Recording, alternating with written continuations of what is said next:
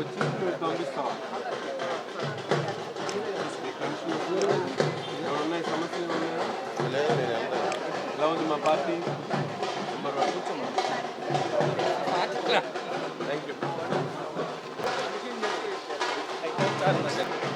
ఏ గారు మా నాగరాజు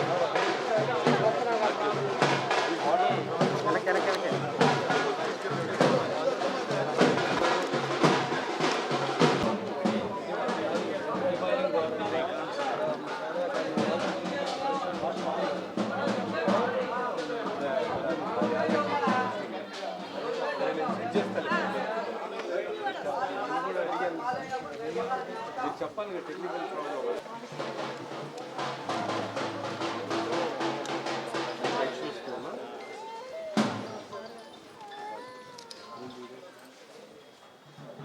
ఎలా ఉంది మీ పరిపాలన? ఎలా ఉంది? చెత్త తీసుకుని వెళ్తున్నారా? మంచినీళ్ళు బాగానే వస్తున్నాయా? ఏమన్నా సమస్యలు ఉన్నాయా? సొంతలేగా మీరే అన్న ఉంది చేతిలో అన్నారు వాగన్నా సార్. Sir ready sir. నా pamphlet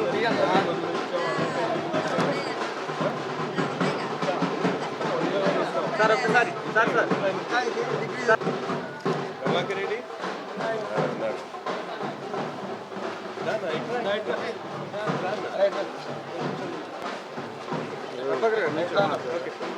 Prabhakar Reddy sir ready.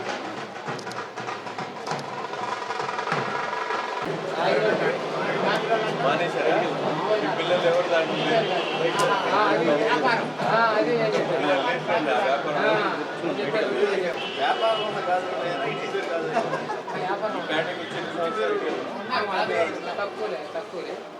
ఎలా ఉంది? మంచినీళ్ళు ఎలా వస్తున్నాయి? బాగానే వస్తున్నాయి.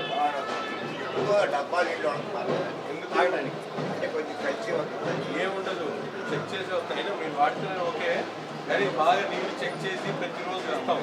ఎక్కడైతే ప్రతి ప్యాటు ప్రతి వీధికి వెళ్ళి చెక్ చేస్తాం. పెన్షన్ వస్తుందిగా. ఇటు నుంచి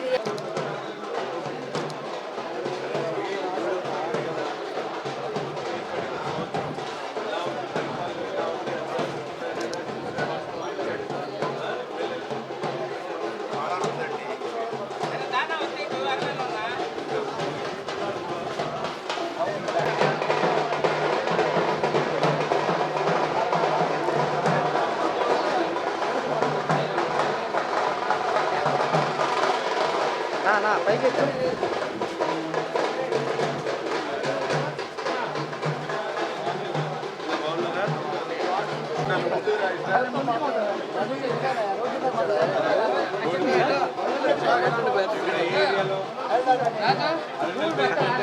కడుతున్నారు కదా, ఇప్పుడు ఆ బ్రిడ్జ్ కట్టేటప్పుడు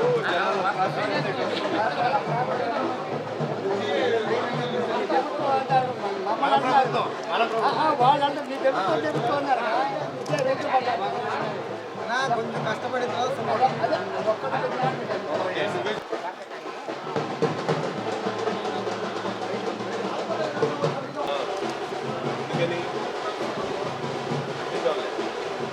ఎలా ఉంది? ఈ ప్యాడ్లు రేట్లు బాగానే ఉన్నాయా?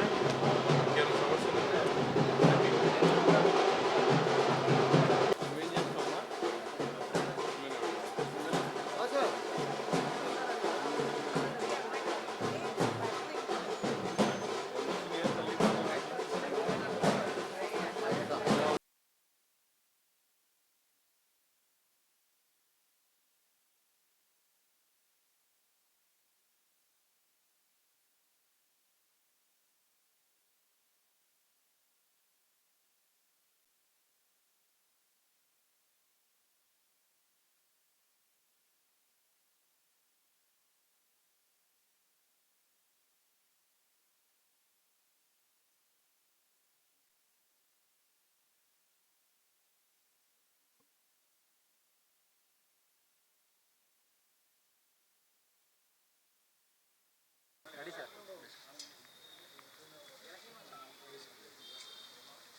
రాష్ట్ర ముఖ్యమంత్రి చంద్రబాబు నాయుడు గారు దేశ విదేశాలు తిరుగుతూ రాష్ట్రాన్ని పెట్టుబడుల రాష్ట్రంగా తీసుకుని రావడానికి అనేక ప్రయత్నాలు చేస్తున్నటువంటి పరిస్థితులు.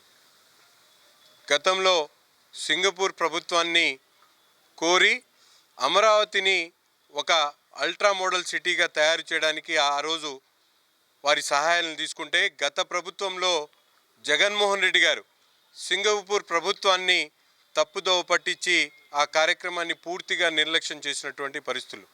ఈరోజు అధికారం రాగానే పెట్టుబడులు రాబట్టడానికి విదేశాలు సింగపూర్, దుబాయ్ లాంటి దేశాలతో మాట్లాడి, అంతేకాకుండా పెద్ద పెద్ద దేశాల నుంచి కూడా అనేక పెట్టుబడులు తెచ్చేటువంటి కార్యక్రమాన్ని ఈరోజు కూటమి ప్రభుత్వం చేస్తూ ఉంది.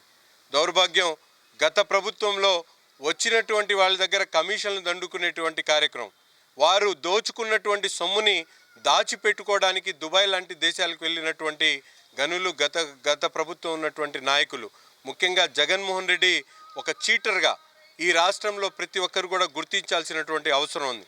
ఎందుకంటే సామాన్యులు తాగేటువంటి మద్యంలో కల్తీ మద్యం ఇచ్చి వేలాది మంది ప్రాణాల ఉసూలు పోసుకున్నటువంటి జగన్మోహన్ రెడ్డిని ప్రజలు క్షమించరు.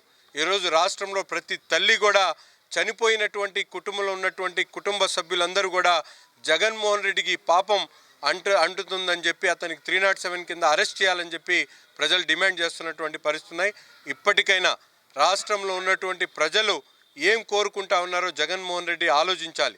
కేవలం మీడియా ముందుకొచ్చి ఇష్టం వచ్చినట్టు మాట్లాడడం కాకుండా ప్రజాహితం కోసం పనిచేస్తున్నటువంటి కూటమి నాయకుడు చంద్రబాబు నాయుడు గారు చేస్తున్నటువంటి కృషికి అండగా నిలవాలని చెప్పి ఈ సందర్భంగా హితవు పలుకుతా ఉన్నాం. లక్షల కోట్ల లోటు బడ్జెట్లో కూటమి ద్వారా ముఖ్యమంత్రిగా ప్రమాణ స్వీకారం చేసిన చంద్రబాబు నాయుడు గారు ఆయన పరిపాలనకు 1 సంవత్సర కాలం పూర్తయిన సందర్భంలో ప్రతి నియోజకవర్గంలో సంక్షేమ పథకాలు ఏ విధంగా అమలు అవుతా ఉన్నాయని తెలుసుకోవడం కోసం 175 నియోజకవర్గాల్లో స్థానిక శాసనసభ్యుల్ని పరామర్శించడం కోసం, ఎవరికైనా ఇంకా ఇబ్బందులు ఉంటే ఆ సమస్యలు పరిష్కరించడం కోసం పంపించిన అంశం జగమెరిగిన సత్యం.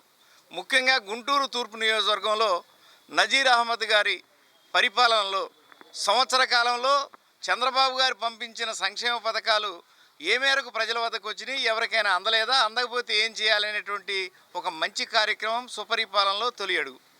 ముఖ్యంగా గుంటూరు నగరపాలక సంస్థ పరిధిలో తూర్పు నియోజకవర్గంలో ఉన్న 51వ డివిజన్ శ్రీనగర్ ప్రాంతంలో ఈరోజు పర్యటిస్తూ ఉన్నాం. ఇక్కడ కాస్త ఎక్కువగా నీటికి సంబంధించినటువంటి ఇబ్బందులు ఉన్నాయి. వాటిని ఎమ్మెల్యే గారు తక్షణమే మున్సిపల్ అధికారులతో మాట్లాడి ఆ సమస్యను పరిష్కారం చేశారు. ఇక్కడ ఒక మంచి అంశం ఏంటంటే, ప్రజల సమస్యలను గుర్తెరిగి సమస్యల పరిష్కారం కోసం నిరంతరం ప్రజల్లో ఉన్నటువంటి నజీర్ అహ్మద్ గారి సేవలను గుర్తించి అల్పసంఖ్యాక వర్గాల వారి సంక్షేమం కోసం రాష్ట్ర ప్రభుత్వం అసెంబ్లీలో ఏర్పాటు చేసినటువంటి ఈ అల్పసంఖ్యాక వర్గాల వారి సంక్షేమ కమిటీకి తూర్పు నియోజకవర్గ శాసనసభ్యులు సోదరులు నజీర్ అహ్మద్ గారిని చైర్మన్గా నియమించినందుకు చంద్రబాబు నాయుడు గారికి ధన్యవాదాలు, సోదరుడు నజీర్ అహ్మద్కి శుభాకాంక్షలు. దీనివల్ల తూర్పు నియోజకవర్గం లాంటి అనేక వెనకబడినటువంటి ప్రాంతాల్లో ఉన్న అల్పసంఖ్యాక వర్గాల వారి సమస్యల పరిష్కారానికి నజీర్ గారు సిద్ధశుద్ధితో పనిచేస్తారని గుర్తు చేస్తూ, తూర్పు నియోజకవర్గంలో అనేక సమస్యలు ఈ సుపరిపాలనలో తొలి అడుగు పేరుతో పరిష్కారం అవుతూ ఉన్నాయి.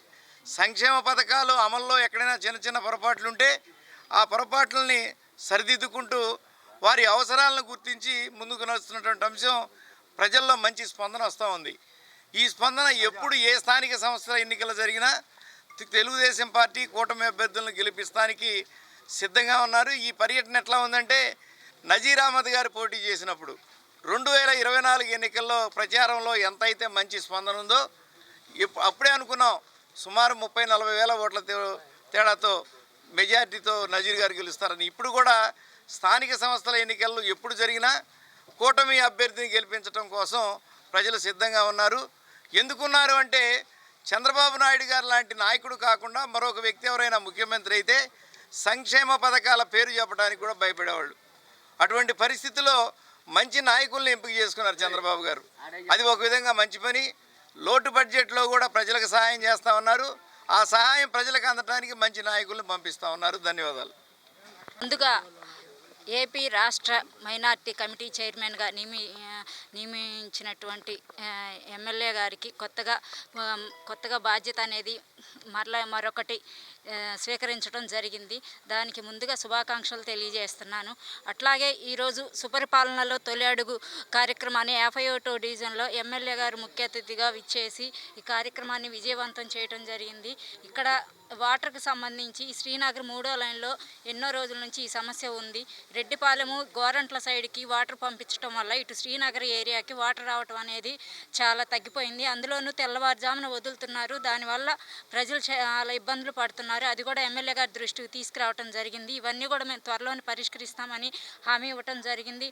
అట్లాగే తల్లికి వందనం పింఛన్లు, కొత్తగా వచ్చినటువంటి పింఛన్లు కానివ్వండి, స్పౌస్ పెన్షన్స్ని అడిగారు. అవి కూడా త్వరలో ఇవ్వటం జరిగిందని చెప్పి కొత్తగా మొత్తం ఒకేసారి ఇస్తామని చెప్పి ఎమ్మెల్యే గారు చెప్పడం జరిగింది. ముందు ఈ సుపరిపాలనలో తొలి అడుగు కార్యక్రమాన్ని ప్రతి చోట కూడా విజయవంతం చేసి ఎమ్మెల్యే గారు మరింత బాధ్యతగా ఈ మైనార్టీ చైర్మన్గా ఎన్నికైనందుకు శుభాకాంక్షలు తెలియజేస్తున్నాను. మన వార్డులోనే